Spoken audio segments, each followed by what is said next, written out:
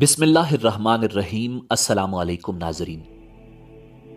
ناظرین سن 656 عیسوی میں تیسرے خلیفہ حضرت عثمان ابن عفان رضی اللہ تعالی عنہ کی شہادت کے بعد مسلمانوں نے حضرت علی ابن ابو طالب کرم اللہ وجہ الکریم کو چوتھا خلیفہ منتخب کر لیا، اور یوں حضرت علی کرم اللہ وجہ الکریم چوتھے خلیفہ راشد منتخب ہوئے۔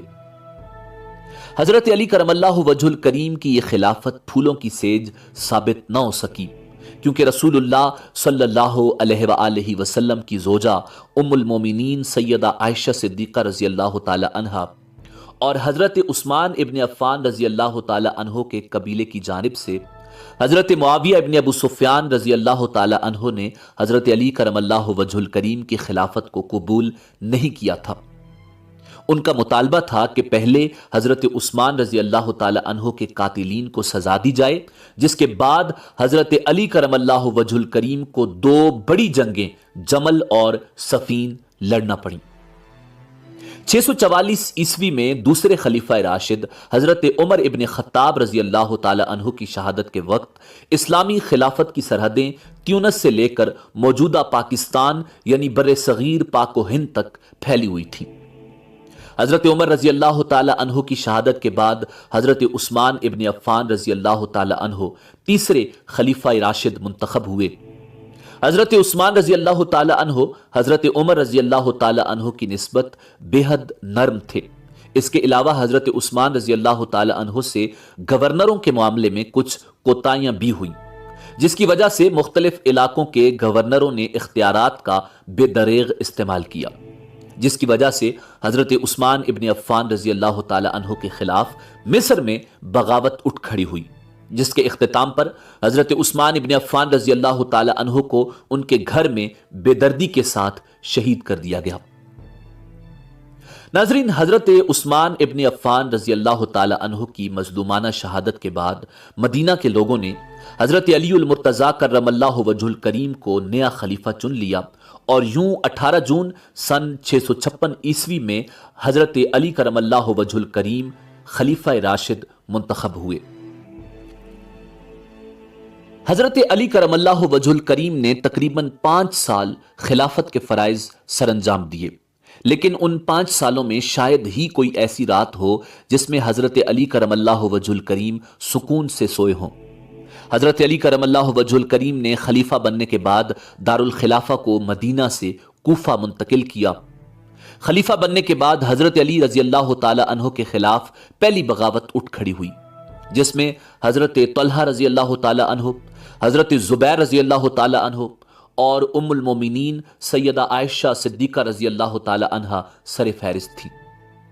ان تینوں شخصیات کا ایک ہی مطالبہ تھا کہ حضرت عثمان ابن عفان رضی اللہ تعالی عنہ کا قصاص لیا جائے اور قاتلین عثمان کو چن چن کر قتل کر دیا جائے۔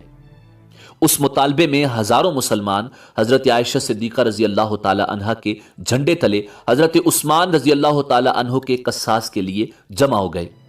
مکہ میں حضرت علی کرم اللہ وجہ الکریم کے حامی تعداد میں زیادہ تھے، جس کی وجہ سے حضرت عائشہ صدیقہ رضی اللہ تعالی عنہ اکتوبر 656 عیسوی میں اپنے حامیوں کے ساتھ بصرہ چلی گئیں۔ بصرہ میں حضرت علی کرم اللہ وجہ الکریم کے حامیوں کی تعداد زیادہ تھی۔ اہل بصرہ کی آنکھیں تب کھلی جب دسمبر میں حضرت عائشہ صدیقہ رضی اللہ تعالی عنہ نے اپنے حامیوں کے ساتھ بصرہ شہر کے باہر پڑاؤ ڈالا۔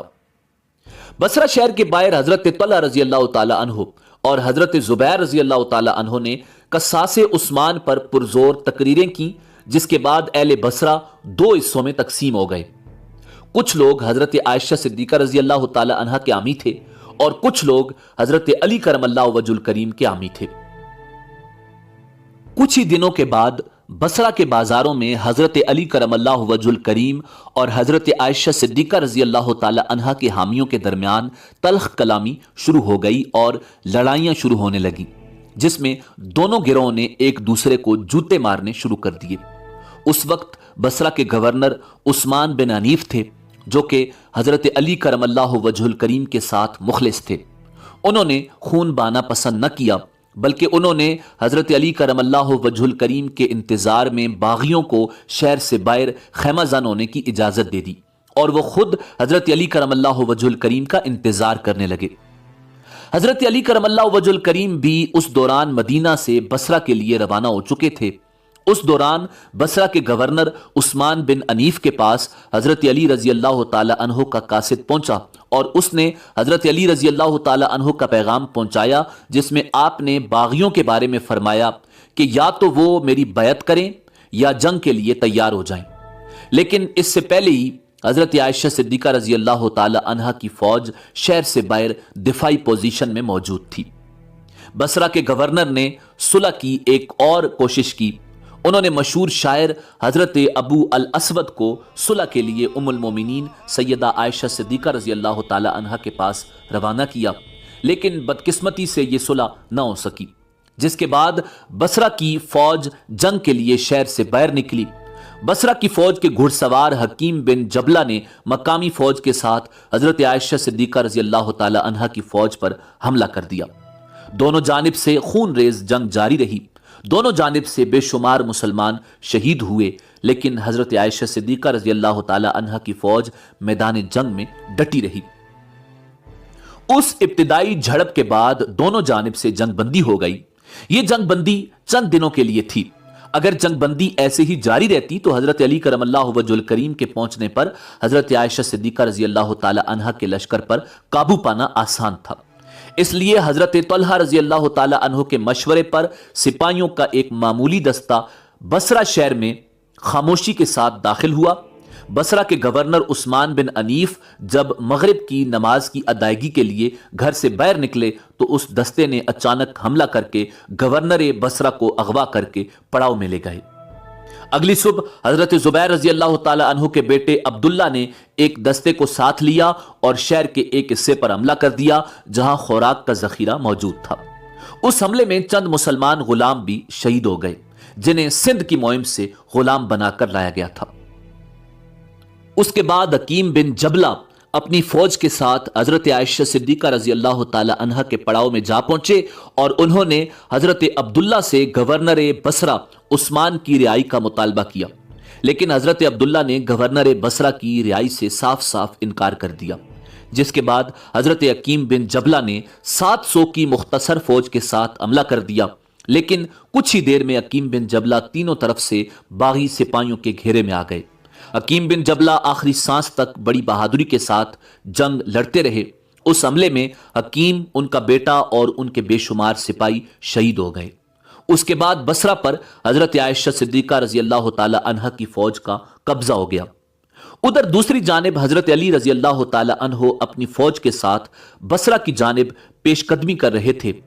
حضرت عائشہ صدیقہ رضی اللہ تعالی عنہ نے مقامی قبائل کو قصاص عثمان کے لیے لشکر میں شامل ہونے کی دعوت دی، جس کو چند قبائل نے قبول کر لیا۔ اس کے بعد حضرت عائشہ صدیقہ رضی اللہ تعالی عنہ نے کوفہ کے گورنر حضرت ابو موسیٰ کو لشکر میں شامل ہونے کی دعوت دی، لیکن ابو موسیٰ اس جنگ میں غیر جانبدار رہے، جس کے بعد حضرت علی رضی اللہ تعالی عنہ نے ابو موسیٰ کو معزول کرتے ہوئے اپنے بیٹے امام علی مقام امام حسین ابن علی علیہ السلام کو کوفہ روانہ کر دیا۔ 5 دسمبر کو حضرت علی کرم اللہ وجہ الکریم اپنے 10,000 کے لشکر کے ساتھ میدان جنگ میں جا پہنچے۔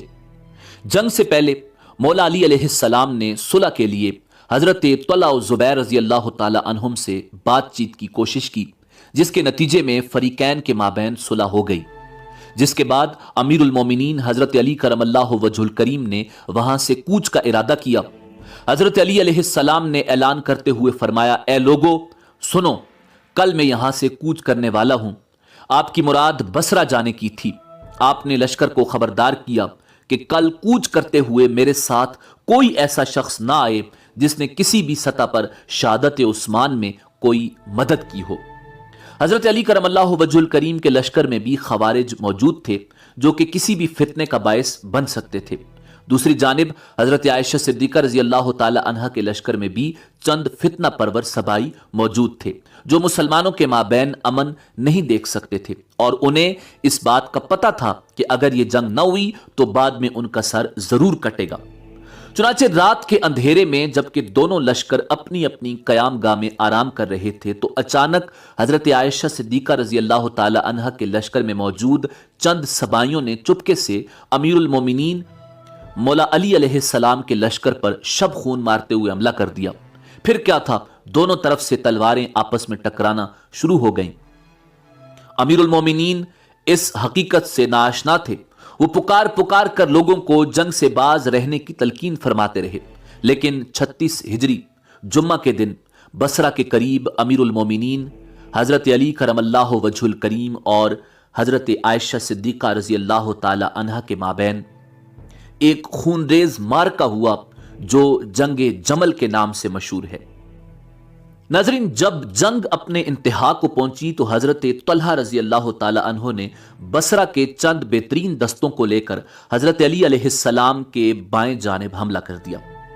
ادھر حضرت علی رضی اللہ تعالی عنہ کی فوج کا بایاں دستہ، جس کی کمان حضرت مالک بن اشتر کر رہے تھے، انہوں نے ام المومنین سیدہ عائشہ صدیقہ رضی اللہ تعالی عنہا کی فوج کے بائیں پہلو پر اس سختی کے ساتھ مقابلہ کیا کہ چند ہی لمحوں میں مقابل دستے پسپا ہو گئے۔